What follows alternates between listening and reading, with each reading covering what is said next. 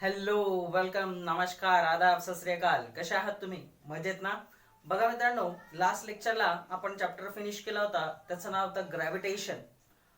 Gravitation या चॅप्टरमध्ये आपण शिकलो गुरुत्वाकर्षणाचा शोध कोणी लावला? न्यूटन यांनी तो लावला. मग गुरुत्वाकर्षण म्हणजे काय? न्यूटनचा वैश्विक गुरुत्वाकर्षणाचा नियम, त्याचं सूत्र, त्याला मदत करणारे केपलरचे 3 नियम. त्याच्यानंतर आपण बघितलं की वेगवेगळ्या कन्सेप्ट जसं सेंट्रिपेटल फोर्स, त्याच्यानंतर सर्क्युलर मोशन.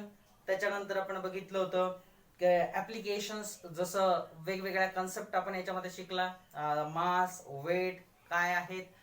त्याच्यानंतर आपण ग्रॅव्हिटेशनल वेव्ह बद्दल सुद्धा माहिती मिळवली. आणि ह्या चॅप्टरचं लास्ट लेक्चरला आपण फिनिश केलं. आजच्या लेक्चरला आपण काय बघणार आहोत? तर आजच्या लेक्चरला आपण बघणार आहोत नवीन चॅप्टर, तो म्हणजेच हीट, उष्णता. आता बघा, तसं पाहायला गेलं तर खूप सोपा शब्द उष्णता. जर तुम्हाला मी विचारलं व्हॉट इज हीट, तर तुम्ही सांगणार वाक्यात उपयोग करून की सर आज खूप गरम होतंय, आज फार उष्णता आहे. But actually you are talking about the temperature. तुम्ही तापमानाबद्दल बोलत आहात, नाही का? म्हणजेच दैनंदिन जीवनामध्ये आपण उष्णता आणि तापमान, हीट अँड टेम्परेचर, या दोघांना एकच संबोधतो, एकसारखंच संबोधतो. मग खरंच दोघं सारखे आहेत का? ह्या दोघांमध्ये काही फरक आहे? तर हे आपल्याला सुरुवातीलाच बघायचं आहे. मग उष्णतेसंदर्भात आपल्याला भरपूर साऱ्या गोष्टी जाणून घ्यायच्या आहेत ह्या चॅप्टरमध्ये. चला तर मग चॅप्टरला सुरुवात करूयात. बघा, तुमच्या स्क्रीनवरती काही प्रश्न आहे तुमच्यासाठी. कॅन यू रिकॉल मध्ये तुम्हाला साधे साधे प्रश्न विचारण्यात आलेले आहेत. त्यातला पहिला प्रश्न आहे बघा. Can you recall first, what is the difference between heat and temperature? उष्णता आणि तापमान यामध्ये नेमका फरक काय? हा पहिला प्रश्न. आणि दुसरा प्रश्न आहे, what are the different ways of heat transfer? उष्णता वाहन होण्याचे किती प्रकार आहेत, किती माध्यमांद्वारे ही उष्णता ट्रॅव्हल करते, परावर्तित होते. चला पहिल्या प्रश्नाचं उत्तर घेऊया. What is temperature and what is heat? तर बघा, what is temperature? The degree of hotness of body is called its temperature. एखाद्या वस्तूचा गरमपणा किंवा थंडपणा मोजणे, त्याची डिग्री तपासणे म्हणजेच काय? टेम्परेचर. म्हणून आपण दैनंदिन जीवनामध्ये टेम्परेचरचा उपयोग करत असतो. जसं की it is very hot today, it is very cold today.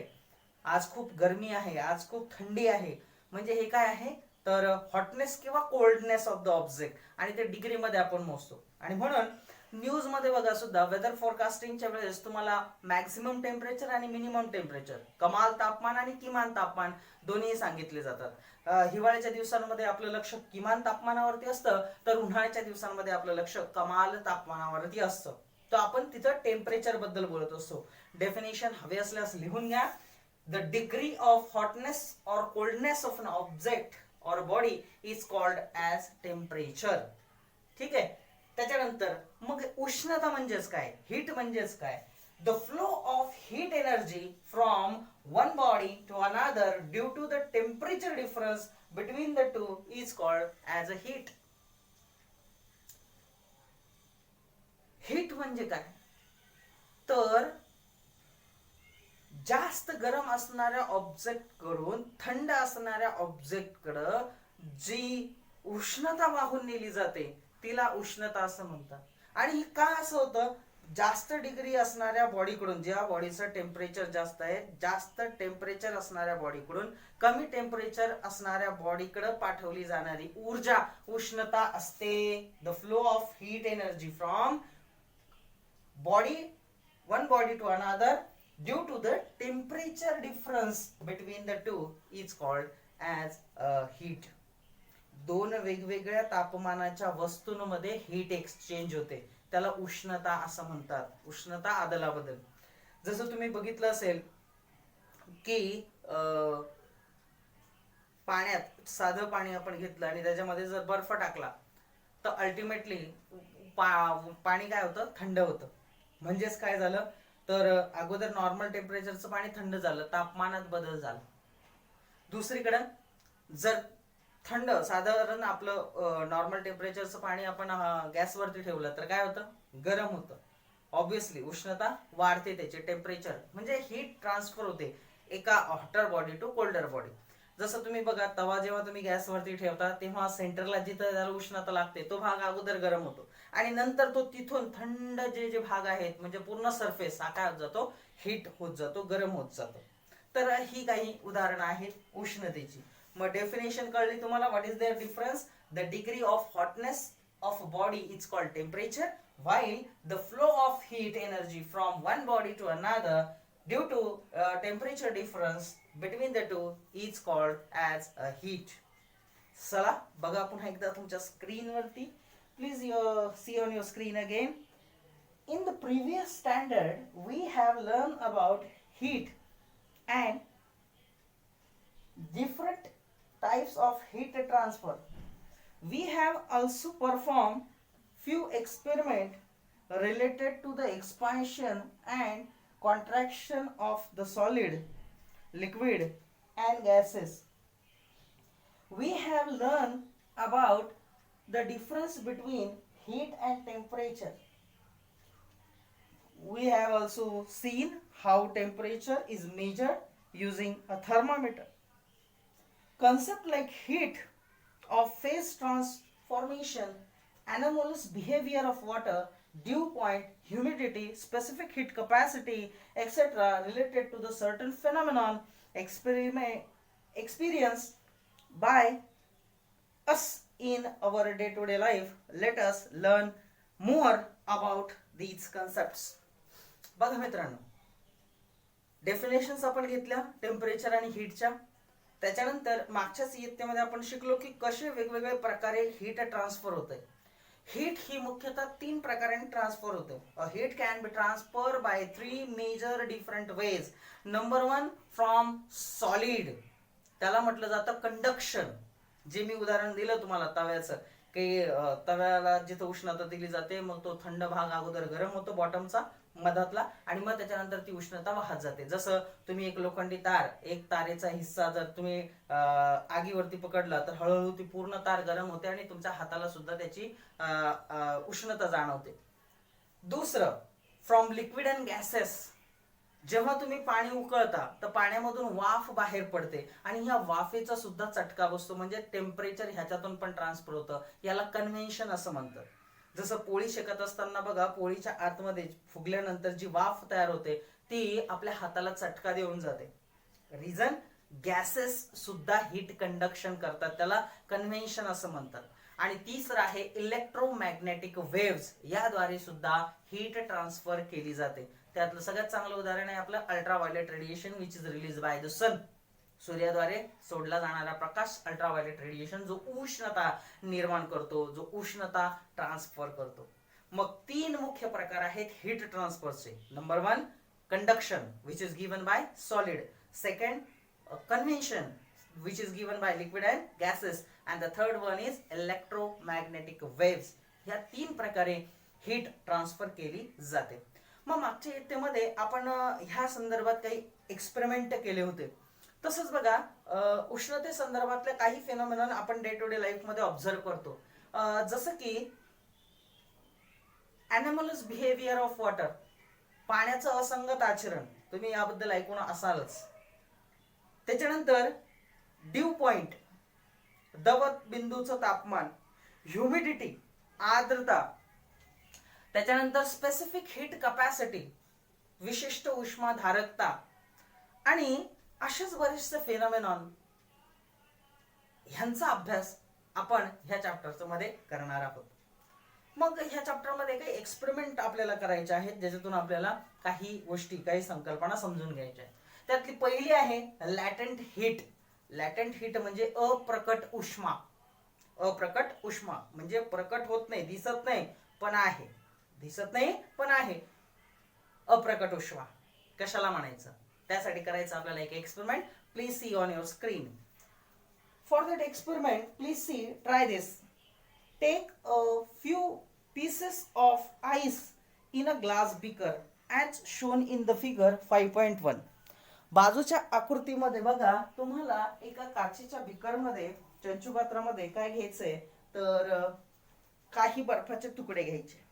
Insert a bulb of thermometer in the ice and measure its temperature. आता तुम्हाला एक थर्मामीटर घ्यायचं आहे, तापमापी, आणि त्याचा जो खालचा सेन्सिटिव्ह पार्ट आहे ज्याने टेम्परेचर मोजलं जातं तो त्याच्यामध्ये बुडवायचा आहे. आकृतीत दाखवल्याप्रमाणे अरेंजमेंट करा. Put a beaker on the stand and heat the ice using a burner. आता त्याच्या खाली बर्नर लावा आणि गॅसद्वारे तुम्हाला आता या बीकरला हीट द्यायची आहे. Fourth, record the temperature using the thermometer after every minute. दर मिनिटाला तुम्हाला याचे ऑब्झर्वेशन आता मोजायचे आहेत. जेव्हा तुम्ही उष्णता द्यायला चालू केली त्याच्यानंतर दर 1 मिनिटाला. Fifth, as the ice heated it started melting. Stir the mixture of ice and water. आता तुम्हाला माहिती आहे, जसं आपण त्या बर्फाला उष्णता देणार त्या बिकरला, तर अर्थातच जो बर्फ आहे तो वितळायला चालू होणार, त्याचं पाणी होणार. मग आता हे जे पाणीयुक्त मिक्सचर आहे बर्फाचं, हे पाणी आणि बर्फाचं मिक्सचरला तुम्हाला फिरवत राहायचं आहे. आणि काळजी घ्या, थर्मामीटरला धक्का लागता कामा नये किंवा तो फुटता कामा नये. मग या मिक्सचरला स्टर करायचंय तुम्हाला. 6, continue the heating even after the ice start melting. जरी बर्फ वितळत असेल तुमचा तरी तुम्ही उष्णता देणं चालूच ठेवायचंय. Draw graph of temperature versus time. आता तुम्ही काय करा, टेम्परेचर वर्सेस टाइमचा ग्राफ एक ड्रॉ करा आणि बघा तुम्हाला याच्यातून काय दिसतंय. आकृती बाजूला दिलेली आहे. Thermometer, ice cubes, pieces, burner stand, experiment. आपण त्याला हीट करतोय, काय दिसेल तुम्हाला बघा. आकृतीत दाखवल्याप्रमाणे जर आपण एक्सपेरिमेंट केला आणि जर तुम्ही त्या बीकरला उष्णता द्यायला चालू केली ज्याच्यामध्ये बर्फाचे तुकडे आहेत भरपूर सारे घेतलेले, ऑब्विसली जेव्हा थर्मामीटर तुम्ही त्याच्यामध्ये बुडवता त्याचं तापमान असणार आहे 0 degree. What is the temperature of ice? It is 0 degrees Celsius. All of we know that. As soon as you started the heating, the ice will start to melting. जसं तुम्ही त्याला उष्णता दिली तर हा बर्फ काय होईल, वितळायला चालू होईल.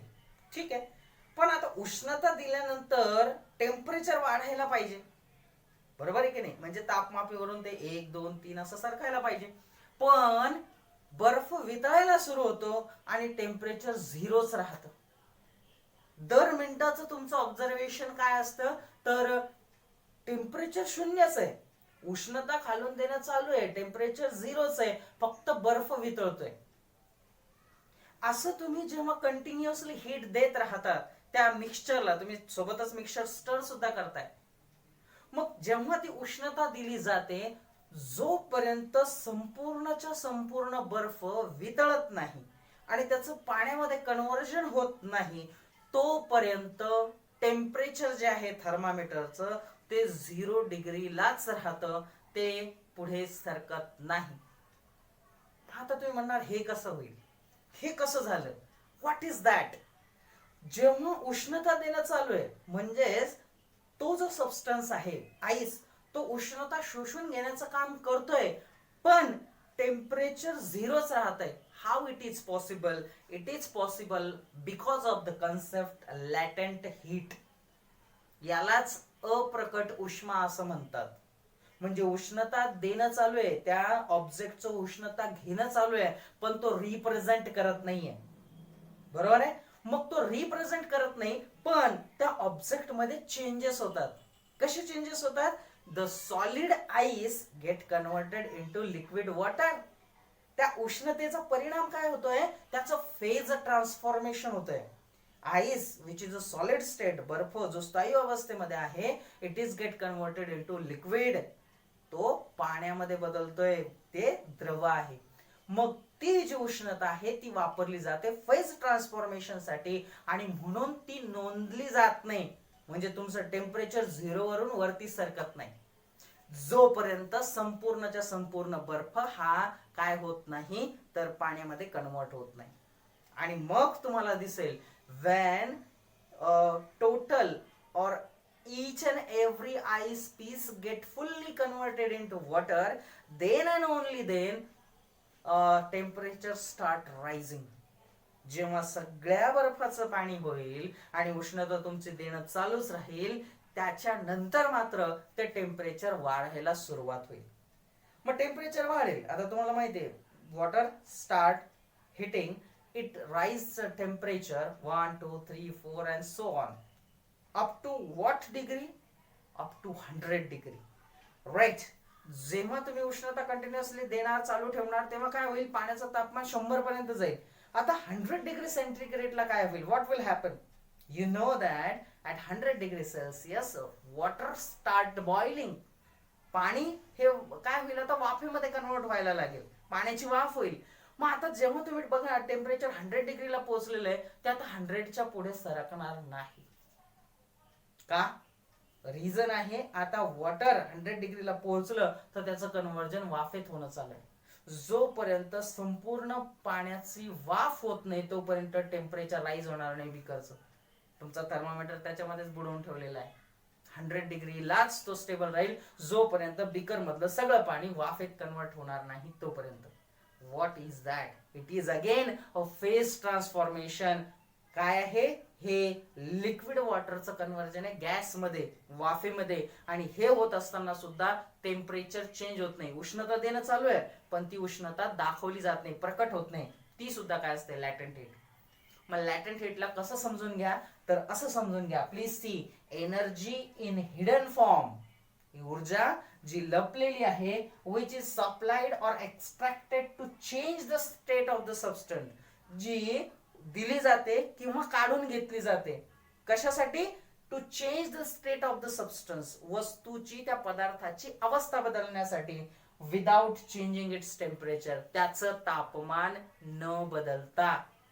वस्तूचं, पदार्थाचं तापमान न बदलता वस्तूला जी ऊर्जा दिली किंवा त्याच्याकडून काढून घेतली जाते, आणि त्या ऊर्जा दिल्याने किंवा काढून घेतल्याने वस्तूच्या अवस्थेमध्ये जो बदल होतो त्याला म्हटलं जातं लॅटेंट हीट, म्हणजे त्या वस्तूचा अप्रकट उष्मा. ठीक आहे? How it is given in your book, please see. बघा तुमच्या पुस्तकात कसं दिलेलं आहे, you will observe that the temperature of the mixture remains 0 degree Celsius till the ice melts completely. If we continue heating even after conversion of all ice into the water, the temperature of water start rising and reaches to the 100 degree Celsius. At this temperature, water start converting into the steam. The temperature of water remains constant at 100 degree Celsius till all water converts into the steam. The graph AB, the graph of temperature versus time, is shown in the figure 5.2.